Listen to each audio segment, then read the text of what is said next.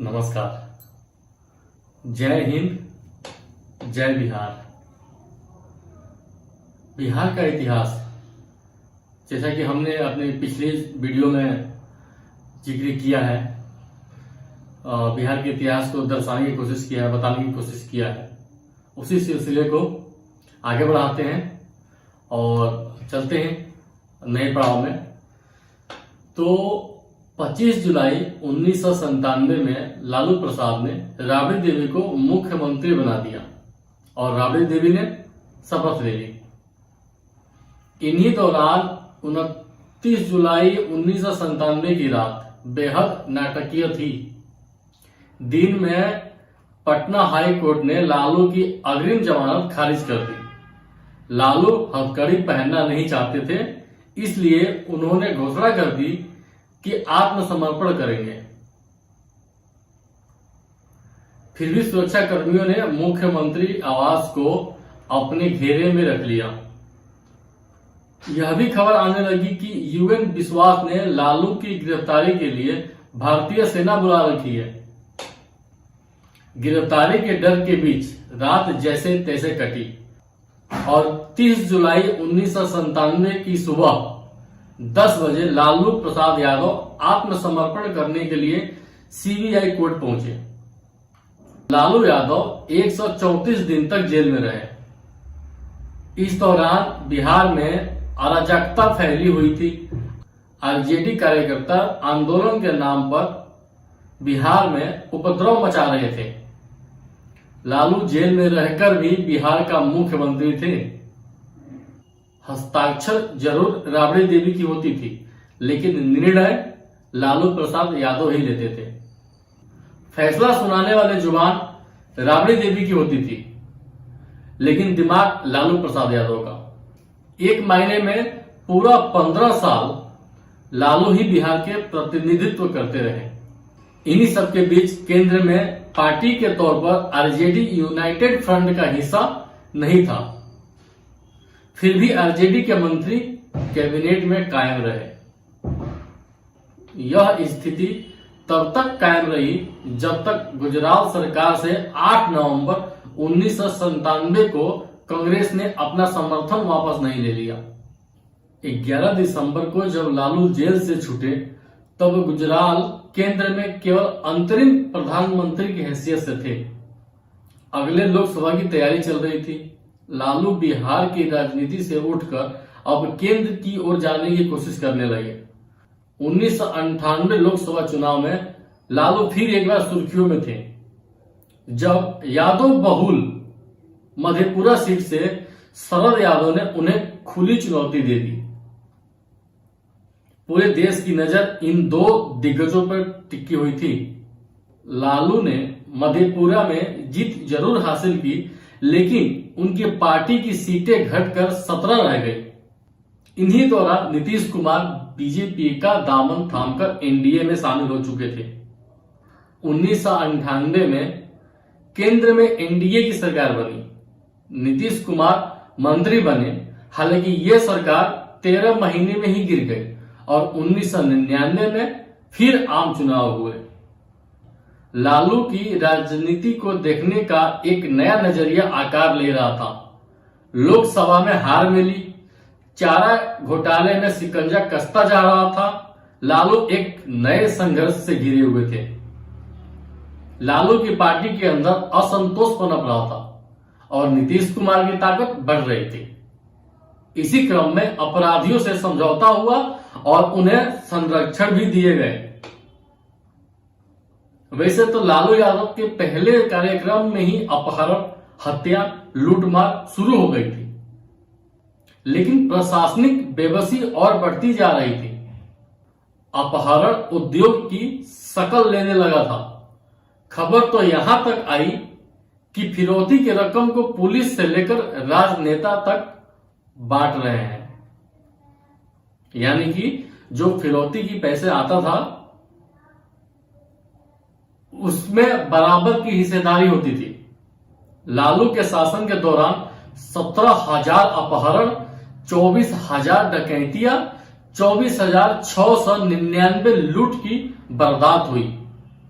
On record है ये। लालू के शासन में आम जनता की मुश्किलें इतनी बुरी हो गई थी कि मां बहनें घर से बाहर निकल नहीं सकती थी, छोटे बच्चे स्कूल नहीं जा सकते थे। आप घर से निकले लेकिन वापस घर कब आएंगे इसकी कोई गारंटी नहीं था। पूरी तरह विधि व्यवस्था खराब हो चुकी थी, यहां तक कि बिहार के लोग बिहार से पलायन करने लगे। लालू के बाद राबड़ी के शासन में तो जातीय विभाजन और बढ़ गई, कई बड़े नरसंहार हुए, 200 से अधिक लोगों ने अपनी जान गंवा दी। अगस्त 1998 में सीबीआई ने लालू के खिलाफ आय से अधिक संपत्ति का मुकदमा दायर किया। सर्वोच्च अदालत ने सरेंडर करने का आदेश सुनाया। अक्टूबर 1998 में लालू को एक बार फिर जेल जाना पड़ा और 70 दिनों तक जेल में रहना पड़ा। इधर केंद्र की सरकार बीजेपी बिहार की ओर नजरें गड़ाए बैठी थी। फरवरी 1999 में राबड़ी देवी की सरकार को जंगल राज का आरोप लगाकर प्रकाशित किया गया।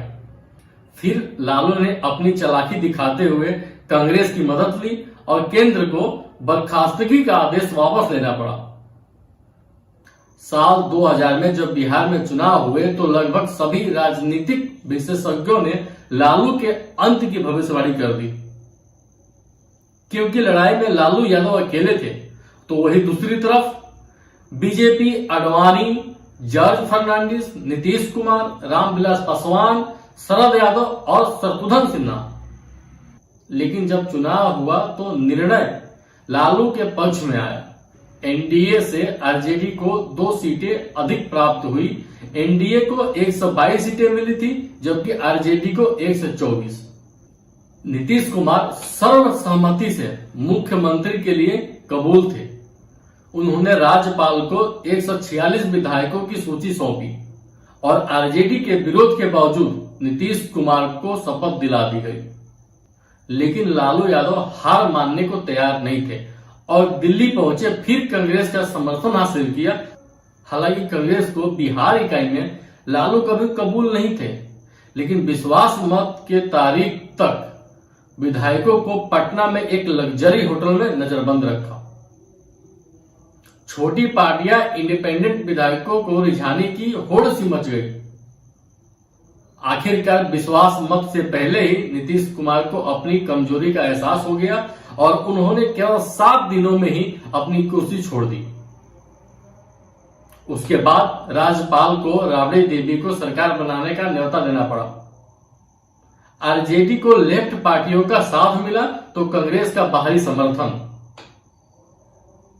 राबड़ी देवी दूसरी बार बिहार की मुख्यमंत्री बनी।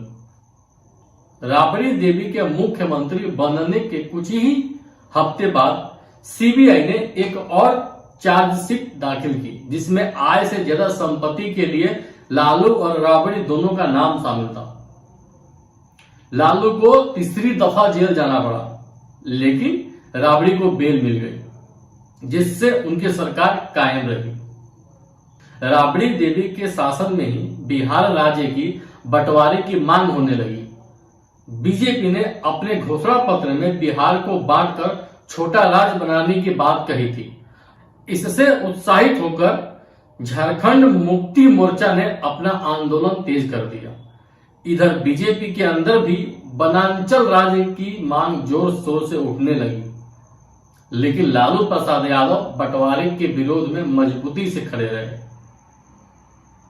बिहार विधानसभा में इसके खिलाफ प्रस्ताव तक पास करने की कोशिश की गई, लेकिन केंद्र सरकार ने बिहार, मध्य प्रदेश और उत्तर प्रदेश का बंटवारा कर झारखंड, छत्तीसगढ़ और उत्तरांचल बनाने का ऐलान कर दिया।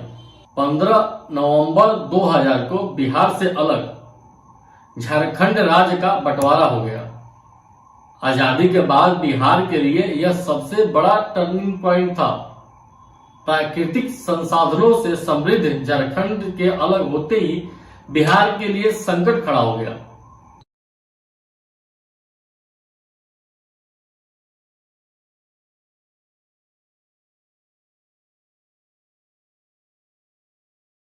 बिहार विभाजन के बाद लोकसभा की 54 में से 14 सीटें झारखंड के पास चली गई और विधानसभा की 334 में से 81 सीटें वो भी झारखंड में चली गई। बिहार के पास अब बच गई लोकसभा में 40 और विधानसभा में 243 सीट। कुछ विशेषज्ञों ने उस वक्त बिहार झारखंड के अलग होने के फैसले को एनडीए की सियासी दांव की तरह देखा। अगर वाकई ऐसा था तो ये एनडीए के लिए उल्टा पड़ा और 2004 में जब संसदीय चुनाव हुए तो आरजेडी ने वापसी कर ली। लोकसभा की 40 सीटों में आरजेडी 22 सीटें जीत ली तो एनडीए के खाते में केवल 11 सीटें आई। आम चुनाव में किसी पार्टी को स्पष्ट बहुमत नहीं मिला। एनडीए 169 सीटों पर सिमट गई, लेकिन कांग्रेस सबसे बड़ी पार्टी के तौर पर उभरी और सरकार बनाने के लिए यूपीए का गठन किया। आरजेडी इस गठबंधन में कांग्रेस के बाद सबसे बड़ी दूसरी पार्टी थी। लालू यादव ने फिर एक बार राजनीतिक दांव चला। कांग्रेस विरोध से जन्मे लालू यादव कांग्रेस के समर्थन में खुलकर सामने आ गए। यहां तक विदेशी मूल के मसले पर घिरी सोनिया गांधी का नाम प्रधानमंत्री पद पर प्रस्तावित करने वाले पहले व्यक्ति थे। यूपीए की सरकार बनी और लालू रेल मंत्री बन गए। इस दौरान लालू ने ऐसा कार्यकाल निभाया कि देश विदेश में उनके मॉडल की चर्चा शुरू हो गई। लालू ने बार बार दावा किया कि रेलवे को उन्होंने मुनाफे में पहुंचाया, हालांकि इस पे कई सवाल उठे। लालू यादव की उपलब्धि एक केस स्टडी के तौर पर आईआईएम में शामिल हो गई। विदेश में यूनिवर्सिटी में उन्हें लेक्चर के लिए बुलाया जाने लगा। एक तरफ देश में लालू छाए हुए थे, उनके घोटाले का शोर थोड़ा शांत हुआ था, लेकिन केस में ढिलाई नहीं थी। दूसरी तरफ 2005 में बिहार एक बार फिर विधानसभा चुनाव के लिए तैयार था, लेकिन लालू जोश से भरपूर थे। वहीं एनडीए का मनोबल बहुत कमजोर पड़ गया था। फरवरी 2005 में जो चुनाव हुए उसमें बिहार ने किसी भी सीट को स्पष्ट बहुमत नहीं दी। एनडीए 92 सीटों के साथ सबसे आगे जरूर थी, लेकिन नीतीश ने दावा पेश करने से इनकार कर दिया। बिहार में राष्ट्रपति शासन लागू किया गया। 9 महीने बाद जब नवंबर 2005 में दोबारा चुनाव हुए तो नीतीश कुमार की अगुवाई में एनडीए को स्पष्ट बहुमत मिला। बीजेपी और जेडीयू को 143 सीटें मिली, आरजेडी को 54 सीटें मिली, कांग्रेस को 9 सीटें मिली, एलजेपी को 10 और अन्य को 22 सीटें मिली। लालू यादव हमेशा कहते थे कि जब तक रहेगा समोसे में आलू तब तक रहेगा बिहार में लालू, लेकिन 15 सालों का सत्ता में काबिज रहने के बाद लालू राबड़ी का राज का अंत हो गया। नीतीश कुमार ने मुख्यमंत्री बनते ही अपने मंत्रियों और अधिकारियों की बैठक बुलाई। बैठक में उन्होंने साफ कह दिया, अपराध को राजनीतिक संरक्षण देने के दौर खत्म कर दिया जाए। पुलिस अधिकारियों को स्पष्ट निर्देश दिया गया कि अपराध और अपराधियों के लिए एक ही नीति होनी चाहिए, जीरो टॉलरेंस। नीतीश कुमार हर संभव कोशिश कर रहे थे कि कानून तोड़ने वालों पर कार्रवाई हो, चाहे वो कितना भी रसूखदार व्यक्ति क्यों न हो। नीतीश कुमार के पहले ही कार्यकाल में 70,000 के करीब मामलों में दोष सिद्ध करने में सफलता मिली। बिहार में बाहुबलियों पर भी वज्र टूटा। भागलपुर दंगे की दोषी लालू यादव के खासमखास कमलेश यादव, सिवान में कोहराम मचाने वाले लालू के करीबी शहाबुद्दीन पप्पू यादव को जेल जाना पड़ा। नीतीश के राजनीतिक दोस्त रहे आनंद मोहन भी जेल गए। मोकामा के सूरजभान, वैशाली के मुन्ना शुक्ला जैसे अन्य बाहुबलियों को जेल जाना पड़ा। बिहार में 2010 तक अपराध में 68% की कमी आई। हालांकि नीतीश कुमार के पार्टी में भी कुछ चंद दागी नेता शामिल थे और उनके ऊपर भी कार्रवाई की गई। नीतीश कुमार के राज में बिहार की विधि व्यवस्था दुरुस्त हुई, लेकिन कई दाग भी लगे। बिहार अब खुलकर सांस ले रहा था। अपराध घटा, सड़कों की हालत सुधरी, अपराध के डर से घर में घुट रही महिलाओं और बच्चों को बाहर निकलने में मदद मिली, लड़कियां महफूज महसूस करने लगी, कारोबारी अब बिहार की ओर देखने लगे। नीतीश कुमार के अगुवाई में जेडीयू और बीजेपी सरकार ने जंगल राज खत्म करने की दिशा में जो कदम उठाए, उसका प्रभाव चुनावी नतीजों के शक्ल में नजर आने लगी। 2009 में जब लोकसभा चुनाव हुए तो केंद्र में यूपीए वापस की, लेकिन बिहार लालू के लिए दरवाजा बंद कर दिया। 2009 में लोकसभा चुनाव में एनडीए को 32 और आरजेडी को सिर्फ 4 सीटें मिली। 2004-05 में बिहार में जो विकास दर 2.6% थी, वो 2013 तक 14.5 तक पहुंच गई। शिक्षा, साक्षरता, कृषि, इंफ्रास्ट्रक्चर सबकी तस्वीरें बदल गई। राज्य में सुशासन का संयुक्त श्रेय जदयू और बीजेपी का था। जनता संतुष्ट थी, हर क्षेत्र में विकास रफ्तार पकड़ रही थी। नीतीश कुमार के जीवन पर लिखी पुस्तक अकेला में लेखक कहते हैं, नीतीश कुमार छात्र रहते हुए नेता बनने की इच्छा पर कहा था, सत्ता प्राप्त करूंगा चाहे जैसे भी हो, लेकिन सत्ता लेकर अच्छा काम करूंगा। हालांकि नीतीश की ये अभिलाषा बीजेपी के सहयोग से 2005 में पूरी हो गई थी। साक्षरता से लेकर विकास तक नीतीश कुमार ने ऐसा काम किया कि प्रशंसा और पुरस्कारों की झड़ी लग गई। Politician of the BIR, Fox person of the year, Gates Foundation innovation award, सत्ता के दूसरे साल में ही ये सब नीतीश कुमार के टेबल पर सज गए। नीतीश कुमार के कार्यकाल में 2007 में बिहार में भयंकर बाढ़ आई। बागमती, बूढ़ी गंडक और कमला बलान ने अपने अपने तटबंध तोड़ दिए। एक ही रात में लगभग 2/3 उत्तर बिहार पूरी तरह जलमग्न हो गया। उसी समय नीतीश कुमार मॉरिशस की यात्रा पर थे। तत्कालीन रेल मंत्री लालू यादव ने इसका भरपूर फायदा उठाने की कोशिश की, लेकिन नीतीश कुमार तुरंत मॉरिशस से लौटे और राहत बचाव कार्य खुद संभाला। एक तरफ थी नीतीश कुमार की छवि जो चमक रही, विकास के आंकड़े आसमान छू रहे थे, लेकिन बिहार के युवा अभी भी अलग अलग राज्यों में रोजगार के लिए पलायन कर रहे थे। इसी दौरान एक ऐसी घटना हुई कि दूसरे राज्य में रह रहे बिहारियों पर कहर टूटने लगा। वैसे तो छोटी छोटी घटनाएं लंबे समय से चलती आ रही थी, लेकिन 2008 के आसपास घटनाएं तेज हो गई। तब एनडीए के एक मजबूत घटक शिवसेना के सुप्रीमो बाल ठाकरे ने एक लेख लिखकर बिहार विरोधी भावनाओं को और भड़का दिया। नीतीश कुमार इसका विरोध तो करते थे, लेकिन गठबंधन ने उनका हाथ बांध रखा था। सत्ता में रहने के बावजूद भी नीतीश कुमार महाराष्ट्र में हो रहे बिहारियों के साथ दुर्व्यवहार पर खामोश रहे। नीतीश कुमार एक मजबूत वोट बैंक के तलाशने में सफल हो चुके थे। कुर्मी कोयरी तो पहले से नीतीश के साथ थे। बीजेपी का उच्च जातीय वोट बैंक भी था। साथ ही अब मुसलमानों में पिछड़े पसमंदा को अपने पक्ष में संवार चुके थे।